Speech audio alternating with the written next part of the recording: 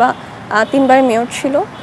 আমি ভবিষ্যতে কি আপনার রাজনীতিতে আসার কোনো চিন্তাভাবনা আছে? আমার ইচ্ছা আছে যে জাতীয়তাবাদী পরিবারের সন্তান। আমার সোনার বাংলায়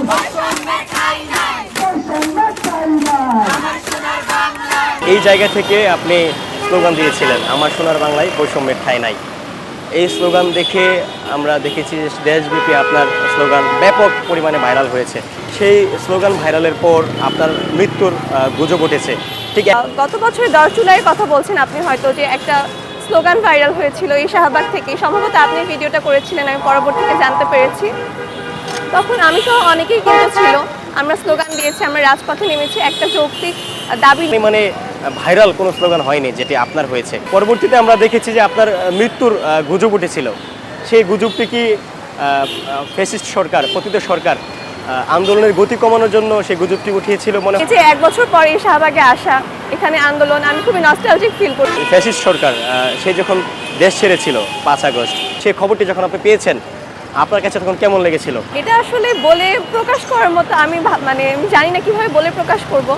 দুর্ভাগ্যজনকভাবে আমি তখন ঢাকায় ছিলাম না, আমি বগুড়ায় ছিলাম, আমার হোম টাউনে। তখন আমি বাসা থেকে বের হয়ে যে পরিস্থিতিটা দেখেছি, আমি কখনো এত মানুষকে একসঙ্গে আসলে আনন্দ উল্লাস করতে দেখিনি। ঈদ বলেন বা অন্য যে কোনো অনুষ্ঠানে বলেন, আমি কখনো দেখিনি মানুষ রাস্তায় নেমে একসঙ্গে চেনা অপরিচিত যত মানুষ আছে তারা একসঙ্গে সেলিব্রেট করছে। তো এটা আসলে অন্যরকম অনুভূতি। আপনার ভিডিও ভাইরাল হওয়ার পর আপনার উপর বা আপনার পরিবারের উপর কি কোনো প্রেশার এসেছিল? চাপ এসেছিল বলতে, ভিডিও যখন ভাইরাল হয়েছিল আমি তো হলে থাকতাম না। হলে থাকলে হয়তো একটা আলাদা সিকিউরিটির ব্যাপার থাকতো। আমি তখন বাইরে থাকতাম একটা সাবলে ফ্যামিলির সাথে, আমি আমার ফ্রেন্ড থাকতাম। কিন্তু তখন পুলিশ দেখা যেত ওখানেও রেড করছে। ফ্যামিলিও তারা যার সঙ্গে থাকতাম তারাও হচ্ছে যে কেমন করতো যে আমার জন্য তাদেরও সিকিউরিটি হ্যাম্পার হবে। এক্ষেত্রে তখন একটা প্রেশার ছিল, বাসায়ও টেনশন করতো যেহেতু একদম বাসা থেকে দূরে একা একা। আর হুমকি ধামকি সব তো ছিলই, এগুলো তো একদম নিত্য নৈমিত্তিক ব্যাপার ছিল। এই ক্ষেত্রে বাসায় বেশ প্রেশার ছিল, তবে বাসার সাপোর্ট ছিল জন্য বলেই হয়তো এগিয়ে যাওয়া সম্ভব হয়েছে। একটা জেনারেশন, পুরো জেনারেশন আপনার প্রতি ফিদা হয়ে গিয়েছিল। এই কারণে কি আপনার পরিবারের উপর যে আপনাকে বিয়ের প্রপোজাল কোনো পরিবার থেকে দিয়েছিল কিনা এই স্লোগানের কারণে, ভিডিও ভাইরালের কারণে? আসলে ব্যক্তিগত প্রশ্নের উত্তর সেভাবে দিতে চাচ্ছি না, তবে আপনি যেহেতু জিজ্ঞেস করেছিলেন, হ্যাঁ, আন্দোলনে কিন্তু আমরা এসব ভেবে অংশ নিইনি। তবে যেহেতু দেশের অনেক মানুষ ভিডিওটা দেখেছিল, তাদের মনে হয়তো এসব কিছু আসতেই পারে, বাসায় প্রপোজাল এসেছিল, তবে সেভাবে কিছু হয়ে ওঠেনি। অভ্যুত্থানের 1 বছর পূর্ণ হলো, পরিবার কি রাজনীতির সাথে সম্পৃক্ত আছেন বা আপনি কি রাজনৈতিক পরিবারের সন্তান কিনা? ব্যক্তিগতভাবে হ্যাঁ, আমার পরিবার রাজনীতিতে যুক্ত ছিল। আমার বাবা 3 বার মেয়র ছিল। আমি জাতীয়তাবাদী পরিবারের সন্তান। তো হ্যাঁ, সেক্ষেত্রে পারিবারিকভাবে একটা রাজনৈতিক ব্যাকগ্রাউন্ড ছিল প্রথম থেকে। রাজনৈতিক পরিবারের সন্তান আপনি বলছিলেন, ভবিষ্যতে কি আপনার রাজনীতিতে আসার কোনো চিন্তাভাবনা আছে? আমি মনে করি প্রত্যেকেরই নিজ নিজ জায়গা থেকে রাজনৈতিকভাবে সচেতন থাকা প্রয়োজন। সচেতনতাটা সবচেয়ে গুরুত্বপূর্ণ।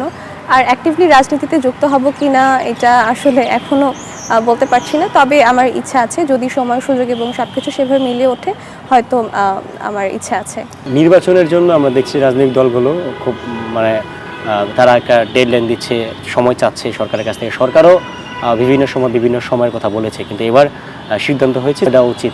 আমার ব্যক্তিগতভাবে যা মনে হয়, সংস্কার তো কোনো একদিনে হয়ে যাওয়ার বিষয় না, এটা হচ্ছে চলমান প্রক্রিয়া। এখন তারা যদি 1 বছর, 2 বছর, 3 বছর বা 5 বছর থেকে যায়, তারা যে সংস্কারটা কমপ্লিট করে যেতে পারবে এই গ্যারান্টি কিন্তু কেউ দিতে পারছে না। তো আরেকটা বিষয় যে সাধারণ জনগণ কিন্তু অনেকদিন ভোট দিতে পারেনি, ভোটিং রাইট কিন্তু তাদের একটা বেসিক রাইট। এই ক্ষেত্রে আমার মনে হয় সংস্কার যেহেতু চলমান প্রক্রিয়া, ডক্টর মোহাম্মদ ইউনূস যতটুকু করে যাচ্ছেন তিনি অবশ্যই একটু ভালো কাজ করে যাচ্ছেন, তিনি অনেক উন্নয়ন করেছেন।